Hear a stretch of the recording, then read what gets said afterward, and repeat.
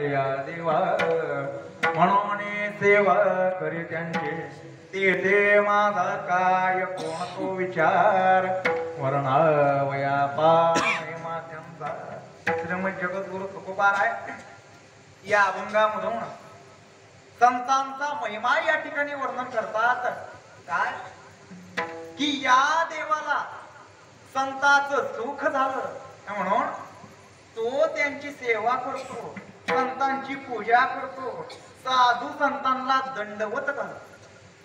अशा प्रकारे संतांचा महिमा महाराजांनी या ठिकाणी वर्णन करायला घेतला. वास्तविक संतांचा महिमा हा वर्णन करता येण्यासारखाच नाही. वर्णन करता येण्यासारखा नाही म्हणण्यापेक्षा त्यांचा महिमाच असा आहे. त्यांचा महिमा काय वर्णन मी पामर न कळे तो साचार ब्रह्मधिकार. पण एक तुम्हा आम्हाला सामान्य लोकांना याची एक कल्पना येण्याकरता म्हणून या ठिकाणी बोलून दाखवतात की या देवाला संतांचं सुख झालं म्हणून तो त्यांची सेवा करतो, संतांची पूजा करतो. आता पहा, संतांचं सुख भगवंताला झालं असं तुकोबारा या ठिकाणी म्हणतात.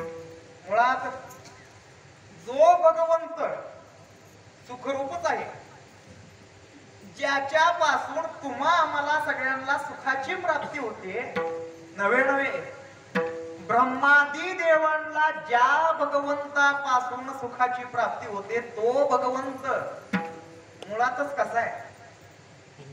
सगळ्या साधू संतांना विचारलं तर सगळे संत महात्मे एक मताने सांगतील सुखरूपायचा तुझा कोणी सांगा माझ्या पांडुरंगा सारे कळतो.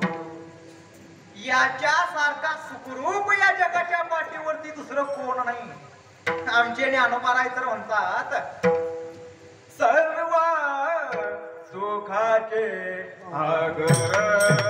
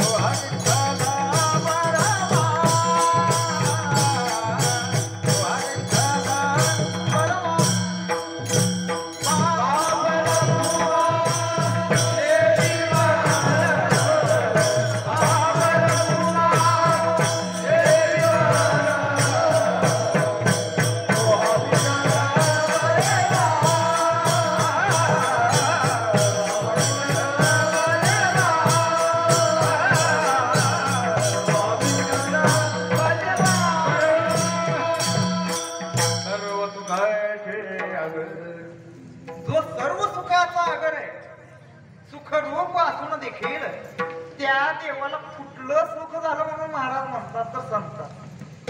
आता संताचं सुख झालं असं महाराज म्हणतात, पण एक व्यवहार कसा असतो पहा. व्यवहारामध्ये ज्या गोष्टीमुळं मनुष्य त्रासलेला असतो, ग्रासलेला असतो, मग अशा सगळ्या त्रासामधून सुटण्याकरता, सगळ्या संकटामधून सुटण्याकरता, प्रापंचिक त्रासामधून बाहेर जाण्याकरता म्हणून मनुष्य हा दिवस रात्र कष्ट करत असतो, प्रयत्न करत असतो. माणसाला जर दुःख जर असेल तर तो सुख प्राप्ती करता म्हणून प्रयत्न करत असतो, सुखाच्या शोधामध्ये जात असतो. पण हित असं कुठे आहे, जो मुळातच सुखरूप आहे म्हटल्यानंतर त्याला सुखाची इच्छा तरी परत व्हावी का. आता असं जरी दृश्य जरी आपल्या डोळ्यासमोर दिसत असलं तरी शंका, एक प्रश्न एक उत्पन्न होतो की देव जरी सुखरूप जरी असला, सुखाचा आगर जरी भगवंत असले तरी त्या भगवंताला सुद्धा एक प्रकारचं कुठलं ना कुठलं दुःख त्या भगवंताला झालेलं असावं, आणि त्या दुःखातून मुक्त होण्याचं ठिकाण त्या भगवंताला सापडलं, आणि ते ठिकाण म्हणजे संत असावे. म्हणून महाराज एवढं ठामपणाने या ठिकाणी सांगतात, संताचे सुख झाले आजीवन. आता बोलावं म्हटलं तरी अवघड, नाही बोलावं म्हटलं तरी पंचायत. देवाला जर दुःख झालं असं जर आपण म्हणायचं झालं तर कुठलं दुःख झालं असावं. पाहायला गेलं तर विश्वाचा मायबाप असा असणारा, सृष्टीचा चालक मालक असा तो भगवंत कसा आहे. गतिर्वर्ता प्रभू साक्षी निवासा चरणं सुरू प्रभवत्सलयस्थान निदानं बीजमावय. असा सगळा सत्ताधारी असणारा, जगामधली कुठलीही गोष्ट त्याच्या इच्छेशिवाय शक्य नाही. सूर्य जरी उगवायचा झाला तरी त्याची सत्ता त्याला कारणीभूत आहे. साधं झाडाचं पान जरी हलायचं म्हटलं तर त्याच्या इच्छेशिवाय ते शक्य नाही. मग असा सगळा सत्ताधारी असताना सुद्धा त्या देवाला कुठलं दुःख झालं असावं. आता असं जरी आमच्या डोळ्यापुढं दृश्य दिसत असलं तरी त्या भगवंताला सुद्धा एक प्रकारचं दुःख भगवंताच्या नशिबाला आलं. आता ते दुःख देवाला कधी झालं, कसं झालं, का झालं, हे जर आपल्याला जर पाहायचं जर झालं तर त्या भगवंताच्या स्वरूपाचा विचार करणं या ठिकाणी जरा महत्वाचं ठरतं. जो निर्गुण निराकार आहे, निर्गुण निराकार म्हणजे कसा, ज्याला नाव नाही, रूप नाही, गाव नाही, असं काही नव्हता. गाव देव पहिले आसे काही, नाव रूपाचे तो आधीची ठाव नाही. मनती वैकुंठ ते कालीचे झाले बाई, क्षीर सागर नाकाईची शेषशाही हो. हे असं ज्याचं पहिलं स्वरूप, महाप्रलयाच्या अंती बिंदू स्वरूपामध्ये ज्याचं एकट्याच वास्तव्य होत, अशा त्या निर्गुण निराकार असणाऱ्या परमात्म्याला सुद्धा एकटेपणा असह्य झाला. एकट्याला कल्पना, कल्पना कशी करायची, रविवारचा दिवस किंवा एखादा सुट्टीचा दिवस असतो. आता अनायाशा आपल्याला सुट्टी भेटली म्हटल्यानंतर घरामधले ज्येष्ठ मंडळी, मोठे मंडळी असं ठरवतात की आता आपण एक दिवस कुठेतरी देव दर्शनाला जाऊन येऊ अथवा पर्यटन स्थळाला काहीतरी भेट देऊ, असं काहीतरी ठरवतात. आणि त्यांच्याच घरात त्यांचं पोरग असतं, त्याच्या कानावरती घालतात, अरे बाळ्या उद्या आपल्याला फिरायला जायचंय, त्यामुळं सकाळी लवकर तयार होऊन बस. हे एवढे शब्द त्याच्या कानावरती गेल्यानंतर ते पोरग लागते विचार करायला. काय बऱ्याच दिवसातून एकट्याने बसून मी काय घरात एकटं बसून निवांत टीव्ही काय मी कधीच बघितला नाही. रोजचं शेड्यूल जर बघायचं झालं तर दिवसभर शाळा कॉलेज करावं आणि संध्याकाळी माझ्या मनासारखं जर काय कार्टून बघावं म्हटलं तर मला ते शक्यच होत नाही. कारण त्याच्या हातामध्ये जरी रिमोट असला तरी तो सोडून सगळ्यांच्या बघण्याच्या टीव्हीच्या सिरियल एक असल्याच्या योगानं त्याच्या हातामध्ये रिमोट असून सुद्धा त्याचा काही उपयोग होत नाही. मग रोजचं शेड्यूल बघायचं झालं तर दिवसभर अभ्यास करायचा, स्वतः बघून एकटं निवांत टीव्ही बघायचा कधीच त्याच्या वाटेला येत. पण ते लागतंय विचार करायला की आज आपल्याला जरा स्वातंत्र्य दिसतंय. आज जर मी घरात जर बसलो तर कोण मला हे लाव ते लाव हे बघ ते बघ असं सुद्धा कोण काही म्हणणार नाही. मग आज जरा परिस्थिती पूरक दिसते म्हणून ते कारक सुद्धा जरा हुशार होतं. लगेच बापाला सांगतो म्हणून काय करू, यायची इच्छा फार आहे पण आमच्या मास्तराने जरा आम्हाला गृहपाठ दिलाय, ते उद्याची उद्या आम्हाला पूर्ण करून शाळेमध्ये वही दाखवायची. असं काहीतरी निमित्त कारण पुढं करतं, स्वतःच जायचं तेवढं कॅन्सल करतं. आणि दुसऱ्या दिवशी वाट बघायला सुरुवात. हे घरातले आत्ता जातात का मग जाते, आता गेले म्हणजे परत माघारी कधी येतील. माझ्या एकट्याला घरात एकटं बसून निवांत टीव्ही किती वेळ बघायला मिळेल असं वाट बघत बसतो. एकदा हे घरातले माणसं गेले रे गेले म्हटलं की त्या आनंदामध्ये त्या उत्साहामध्ये आता टीव्ही बघायचा आहे म्हणून आनंदानं त्या टीव्हीच्या हॉलमध्ये आता टीव्ही बघायचा आहे म्हणून त्या उत्साहामध्ये त्या आनंदात ते टीव्हीचं बटन चालू करायला निघतं. आता ते बटन टीव्हीचं बटन चालू करण्याचा अवकाश की एवढ्यामध्ये लाईट झाली. एरवी चुकून सुद्धा जाणार नाही पण त्या दिवशी मात्र गेली. मग आता येईल मग येईल, आता येईल मग येईल असं करत 10 वाजले 12 वाजले 2 वाजले 4 वाजले अखेर पर्यंत लाईट काय त्यावेळेला आली नाही. मग त्यावेळी एकटं राहून जी काही त्याची अवस्था झालेली असेल ती सांगता न येण्या पलीकडची, कोणतीही सुखाची साधनं उपभोगायला नसताना आम्ही जशी एकटे राहूच शकत नाहीत. किंवा दुसरा एखादा दृष्टांत जर पाहायचा झाला तर तोही पाहू. आहे जरा शेतकरी वर्ग जरा दिसतोय त्यामुळे लक्षात येईल. दावणीला 2 बैल बांधली, घेतल्यापासून दुशी असल्यापासून ती एकत्र, कधी त्यांना वेगवेगळं कधीच बांधलं नाही. मग अशा वेळेला ते बैल बांधले असताना त्यातला एक बैल निवांत खाली बसून रवंत करत बसलाय आणि दुसरा बैल उभारून आपलं कडवं खात बसला. मग अशा वेळेला काय करावं, त्या उभारलेल्या बैलाचं दाव सोडावं आणि आपल्या बरोबर जरा त्याला घेऊन जावं. असं कुठं त्याला फरलांगवर 2 फरलांगवर चालत घेऊन जातोय ना जातोय ते बसलेलं बैल तार दिशेने उठून उभं असतं. अरे माझ्या एकट्याला सोडून तुम्ही चाललात कुठं, एवढे आहे मध्ये ते दाव तोड खंबारड्या कर माती उकर असं ते बसलेलं बैल कर. पण ज्या बैलाला आपण बरोबर घेऊन जातो तो काही एकटा आपल्या पाठीमागं भर भर भर चालतो असं नाही. मालक माझ्या एकट्याला घेऊन चाललाय कुठं तर माझ्या एकट्याच्याच नशिबाला याचं बी काम लावतोय म्हणून ते सुद्धा बरोबर चालत नाही. सांगायचं तात्पर्य काय की आपण जसे एकटे राहूच शकत नाही त्याच न्यायाप्रमाणे प्राणी सुद्धा एकटे राहू शकत नाही. हा प्रकृतीचा स्वभाव आणि हीच अवस्था त्या भगवंताची झाली. त्या देवाला सुद्धा एकटेपणा असह्य झाला, एकट्याला करणं ना. म्हणून अशा वेळी त्या देवानं काय केलं म्हणून निळोबाराय सांगतात, एकले न कंठेची म्हणून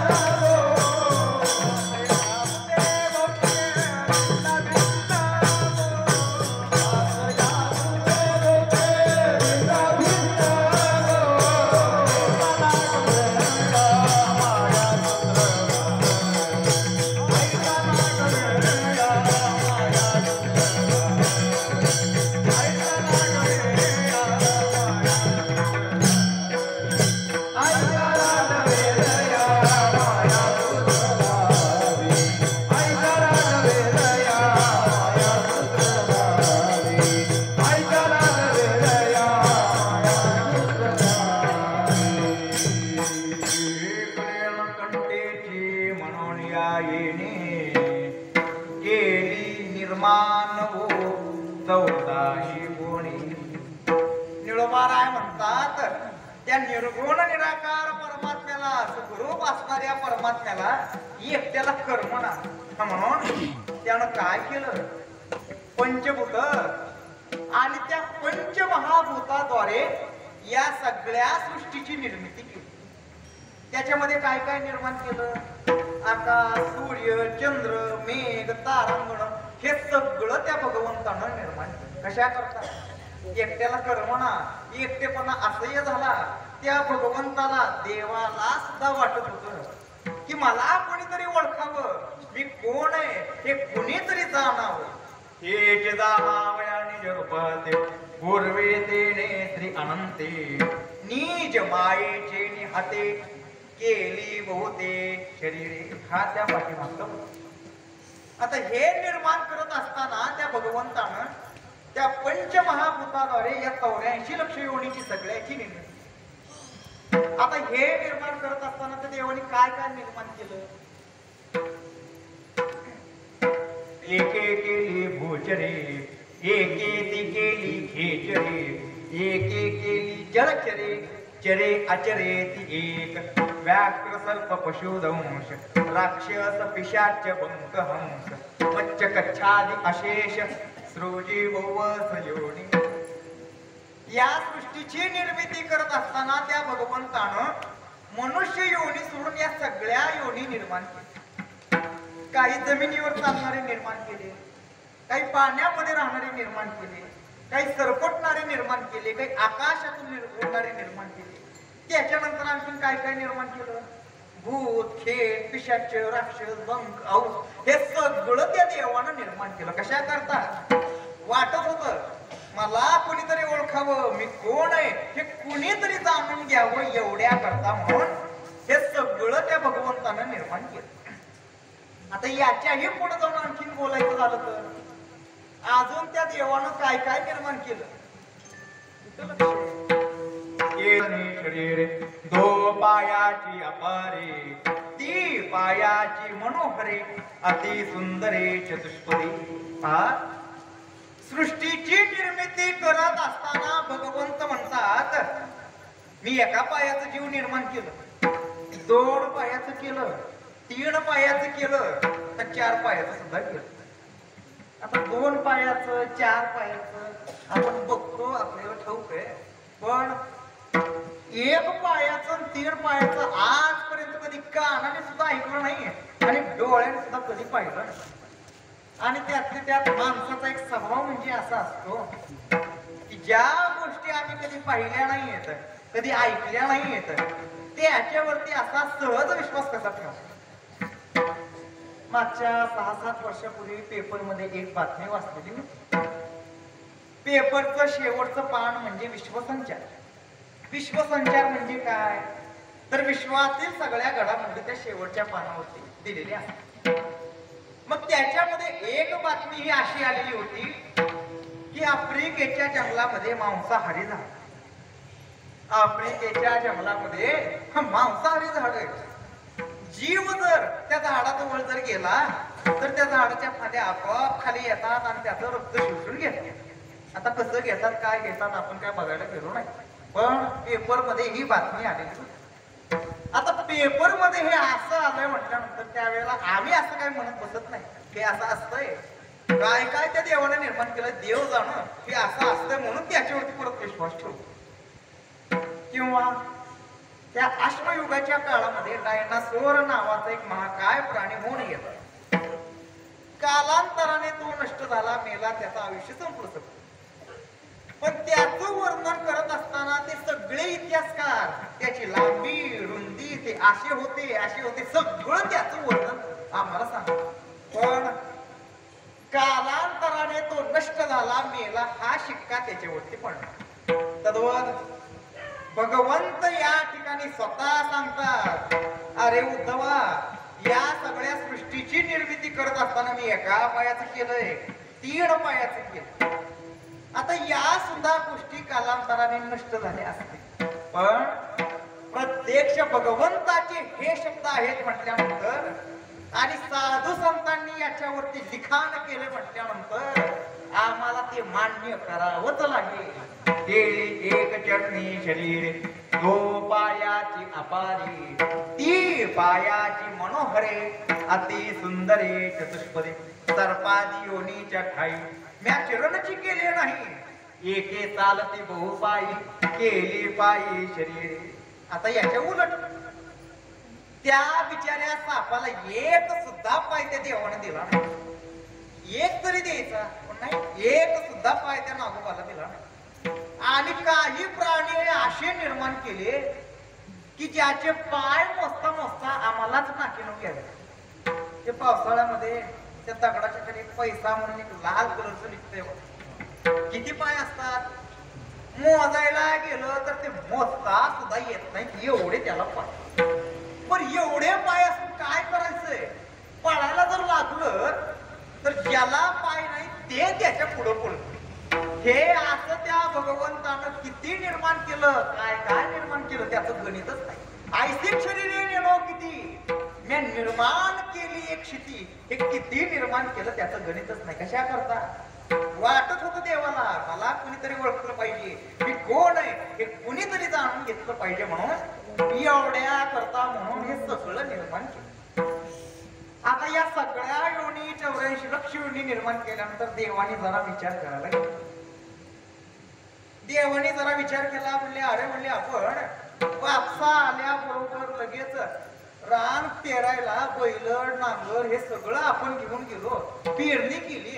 पण आपण कशी पेरणी केली, आपण कसं कसं काय काय पेरलंय, कसं काय उगवलंय जरा महिन्याभराने तर बघायचं का नको? आपण जे जे काही निर्माण केलंय त्याच्याकडे बघायला पाहिजे का नको? म्हणून या निर्माण केलेल्या 84 लक्ष योनीकडे ज्या वेळेला त्या भगवंतानं पाहिलं तेव्हा एक प्रकारचं दुःख त्या भगवंताच्या नशिबाला.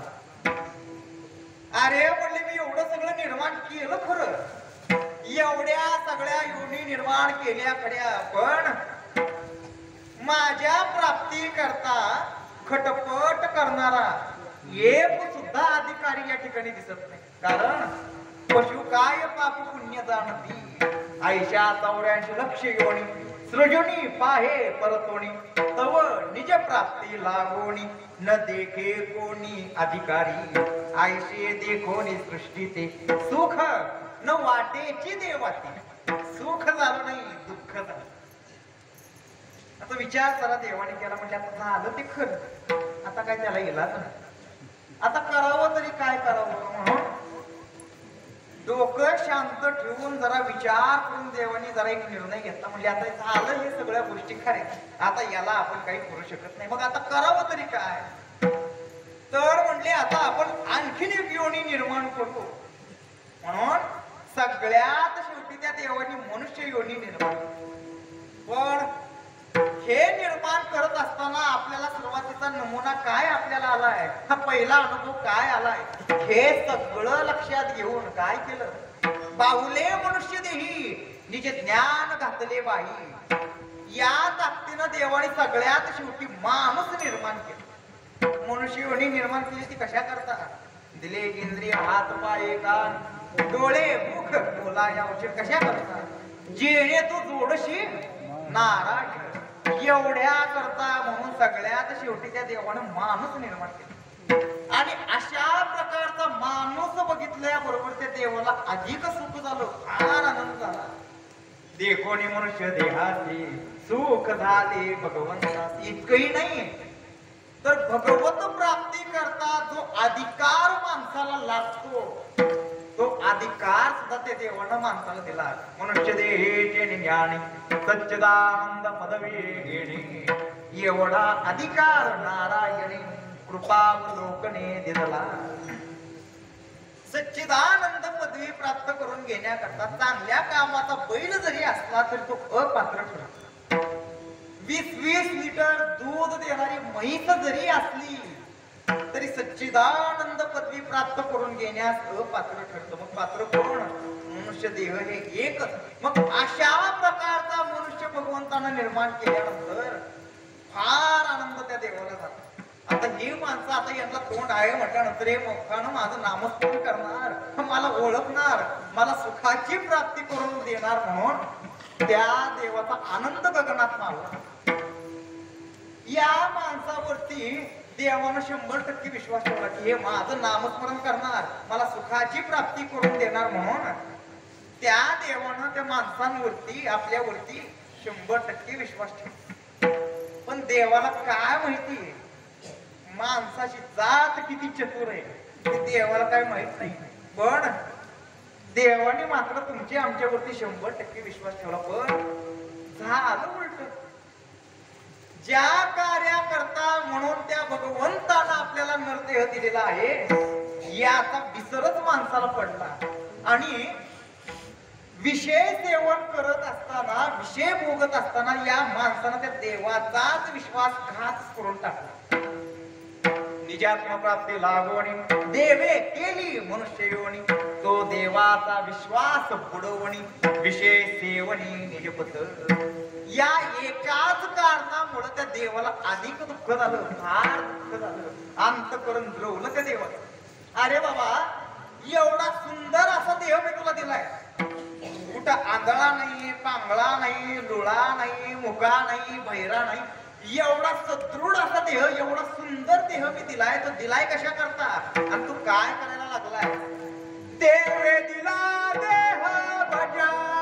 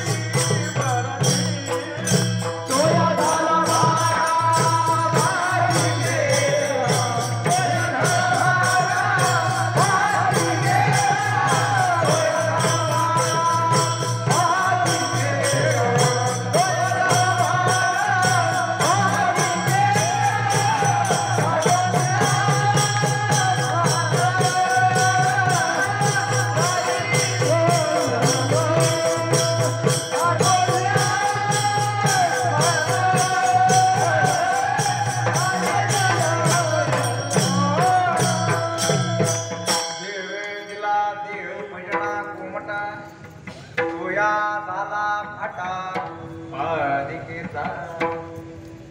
विषय सेवन करत असताना या माणसाला तुम्हा आम्हाला जो कडू वाचणारा प्रपंच आहे तो मात्र गोड वाटायला लागला आणि गोड असणारा परमार्थ तो मात्र कडू वाटू लागला. विषयांत पडी पडू गोड परमार्थ लागे कडू कडू विषय तो गोडू जीवाची झाला. या एकाच कारणामुळे त्या भगवंताला अधिक दुःख झालं, फार दुःख झालं. कसं असतं अगोदर माणसाला मुलगा नाही संतती नाही म्हणून दुःख असत. मग त्याच्याकरता खटपटी डॉक्टर वैद्य दान धर्म नवस सायास सगळं केलं. सुदैवानं मुलगा झाला. आता मुलगा झाला म्हटल्यानंतर गावभर सगळीकडे पेढे वाटले, जेवण घातलं. कशामुळं? मुलगा झाला, मला सुख झालं, आनंद झाला म्हणून गावभर पेढे वाटले.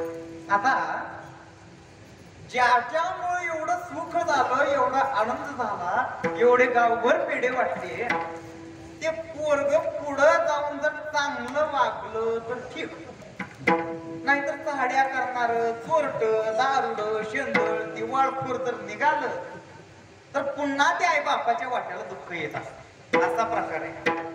अगोदर कोणच नव्हतं म्हणून हे सगळं त्या देवानं निर्माण केलं.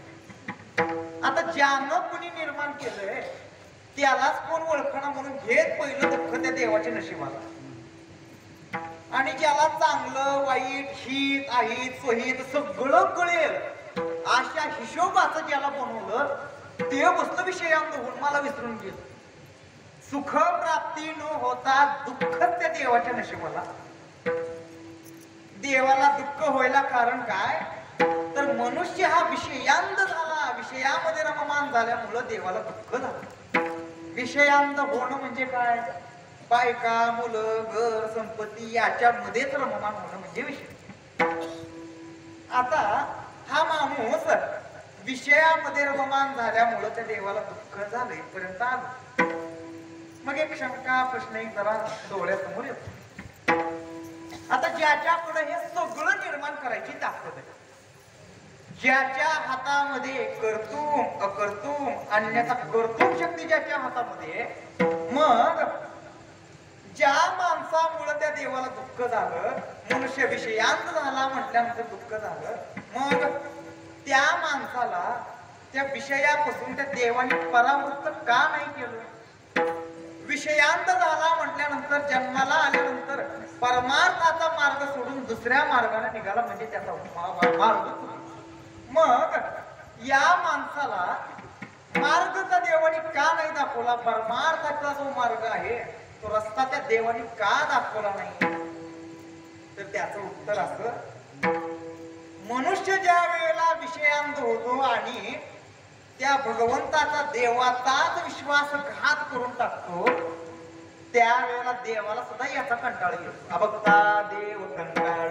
म्हणजे निर्मिती जरी त्या भगवंतानं केलेली असली तरी वाट चुकणाऱ्याला वाट दाखवायचं काही देव काम करत नाही. जन्माला आल्यानंतर जर कोण वाट जर चुकलं तर अवताराला येऊन संहार करून टाकतो, अवताराला येऊन वध करून टाकतो.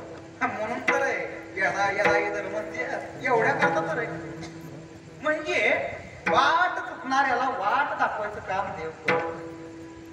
मग वाट चुकणाऱ्याला वाट दाखवायचं काम जर कोण करत असतील तर मार्ग दावली गेली आधी म्हणायची गरजच नव्हती. म्हणजे वाट चुकणाऱ्याला वाट दाखवायचं काम जर कोण करत असेल ते संतान, ज्या भगवंताने हे सगळं एवढं सुंदर असं निर्माण केलेलं दृश्य ज्या वेळेला त्या वैकुंठामध्ये असणाऱ्या साधू संतांनी बघितलं त्यावेळेला त्या संतांचं अंतःकरण ठरवलं. आणि असे विषयामध्ये माणसं हे रममान झाल्यानंतर संसारामध्ये बुडालेली माणसं बघून त्या साधू संतांचं अंतःकरण डोळ्याने पाणवलं. अरे बाबा, त्या संतांमध्ये एकमेकांमध्ये चर्चा झाली की अरे बाबा एवढा सुंदर असा त्या देह त्या भगवंतानं तुम्हा आम्हाला दिला नवे नवे तर अव्यंग देह दिला कुठं आंधळा नाही पांगळा नाही एवढा सुंदर त्या देवानं हा तुम्हाला नरदेह दिलाय आणि त्या भगवंताचा सुद्धा स्वभाव म्हणजे हा असा की मार्ग जर चुकला तर तुमचा वध करायला सुद्धा तो मागं पुढं बघत नाही आणि तुम्ही असला तर जन्माला येऊन असं वागायला लागलात म्हटल्यानंतर आता तुमची कीव तरी कोण करणार आहे विजय ओढे बोलले जीव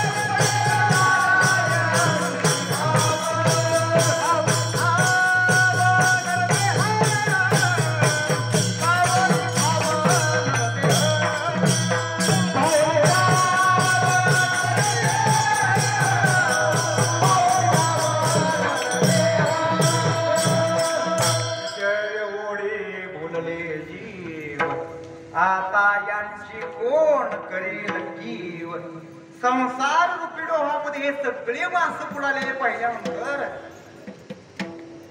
एक प्रकारचा कळवळा अंतकरणामध्ये निर्माण झाला. बुडता हे जन न देखवे डोळा, येतो कळवळा म्हणून येते उपकारासाठी आले गरजा.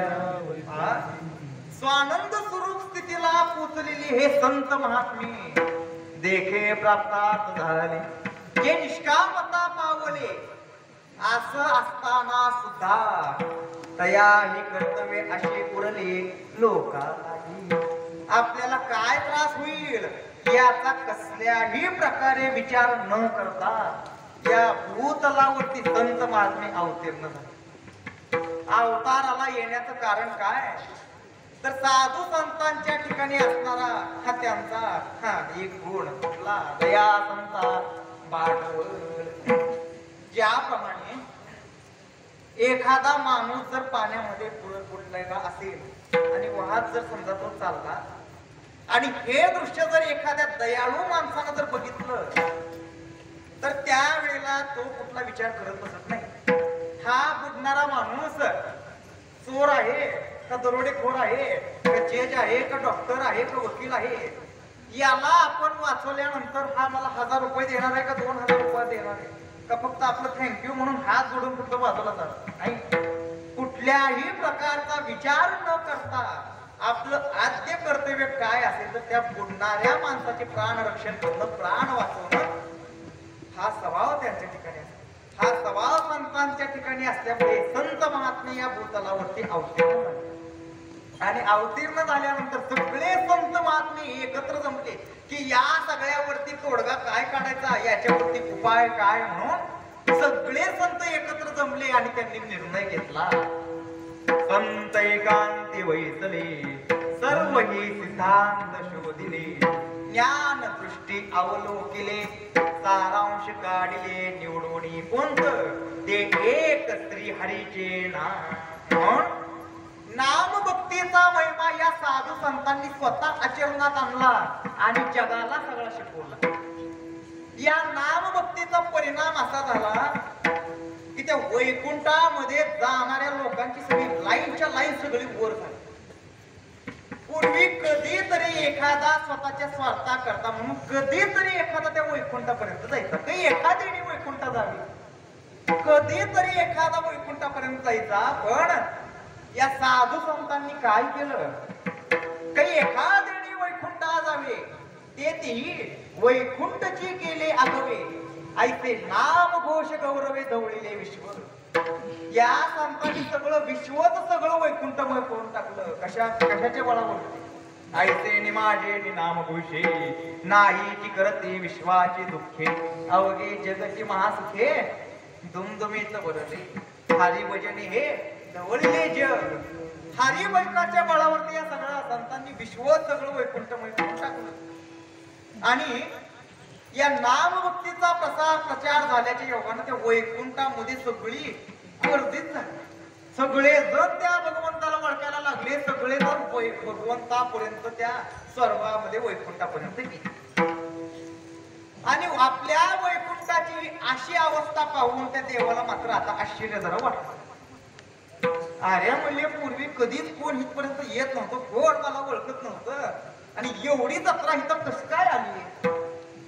आता झाल्या देवाने सुद्धा विचार केला, म्हणजे आता झालाय लॉकडाऊन संपलंय, सगळं संपलंय, चैत्र महिना चालू आहे, सगळीकडच्या जत्रा चालू आहेत, ही वैकुंठाची जत्रा आता कुठून आणली.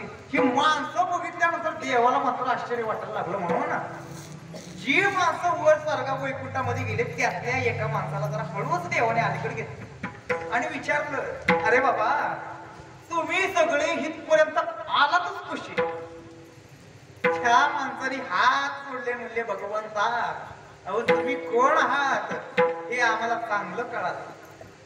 या मृत्यू लोकामध्ये संत महात्मे हे अवतीर्ण झालेले आणि त्यांनी तुमच्या नामस्मरणाचा आम्हाला उपदेश केला आणि तुमच्या नामस्मरणाच्या बळावरती आम्ही इथपर्यंत आलो, तुमच्यापर्यंत आलो, तुम्हाला ओळखायला ऐकलं, अनुभवलं. इतक्या दिवस ज्या सुखा करता म्हणून भगवंत तळमळत होते ते सुख कुठं आहे लक्षात आलं. सुखाचा पत्ता कळला. भगवंताला सुख कधी होत, भगवंताच्या नामस्मरणामधून देवाला सुख. आणि आता यांच्यामुळं मला एवढं आता सुख व्हायला लागलंय, हे माणसं मला ओळखायला लागलेत म्हटल्यानंतर एवढं मला आता सुख व्हायला लागलंय. मग हे कार्य कुणी केलं असेल? हे माणसं एवढं माझं नाव घेतात, मग हे कार्य ज्यांनी केलंय ते किती माझं नाव घेत असतील, किती मला ओळखत असतील. हे लक्षात आलं. सुख कुठे हे कळालं. सुखाचा पत्ता लक्षात आला. सुख कुठे ते सुखाची वसती, गाती वैष्णव नाचती, दिंड्या पताका झळकती, दे गरजती हरी नावे. हा भगवंताला त्याच्या नामस्मरणामधून सुख होतं. आणि साधू संतांचा विचार जर केला तर संत म्हटल्यानंतर, महात्मे म्हटल्यानंतर काय तुमच्या आमच्या सारखं आहे का? संकट आलं की देवाला अळवत बसायचं, वेळ पडली की देवाला बोलवायचं, सवड भेटली की देवाच्या पाया पडायचं नाही. संत म्हटल्यानंतर, महात्मे म्हटल्यानंतर मुखा वाटे दुसरं काहीच नाही. हा सतत सतत कृष्ण मूर्ती सावळी,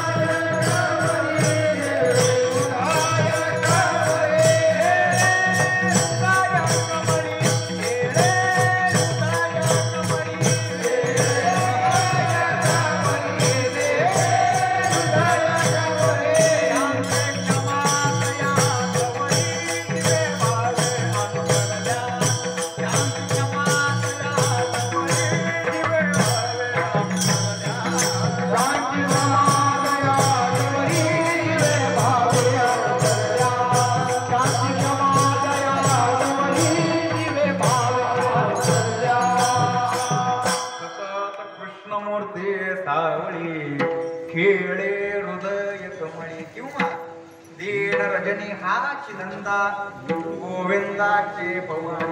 हे असं दृश्य ज्या वेळेला त्या भगवंतानं वैकुंठामधून बघितलं, त्यावेळी त्या भगवंताला वैकुंठ आवडना, शेष शयन आवडना, क्षीरसागर आवडना, नावडे वैकुंठ शेष शयन वैष्णव सदन आवडे. इतकंही नाही तर या सुखाच्या प्राप्ती करता म्हणून तो भगवंत वेडा झाला. त्यानं काय केलं? या सगळ्या वैकुंठाचा त्याग केला, शेष शयनाचा त्याग केला आणि ज्या ठिकाणी हे संत महात्मे राहतात त्यांच्या घरी जाऊन राहायला आला. ज्या सुखा कारणे देव वेडावला, वैकुंठ सोडून संत सदनी राहिला. कशा करता चाललंय हे सगळं? कशा करता खटपट? तर जे सुख आपल्या दृष्टीस पडलेलं आहे ते सुख उपभोगण्याकरता, सुखाचा आनंद घेण्याकरता, ते सुख चिरकाल टिकून ठेवण्याकरता म्हणून वैष्णवा घरी देव सुखावला, बाहेर नवजे सोडून घातला. दुसरीकडे जरी त्या देवाला नेऊन ठेवलं तरी परत माघारी आलेला आहेच. त्या संतांनीच म्हणावं, भगवंता संपलं, कीर्तन संपलं, ताळकरी गेले, पकवाजवाले गेले, ऐकणारा श्रोता वर्ग गेला, माणसाला झोपा लागा लागल्या म्हणून कीर्तनातून माणसं गेले. पण ही बाबा जायला कुठं तयार आहे? देव म्हणे माझे पुरत ते कोड संगती कोड या वैष्णवांची म्हणून महाराज या ठिकाणी सांगतात, संतांचे सुख झाले या देवा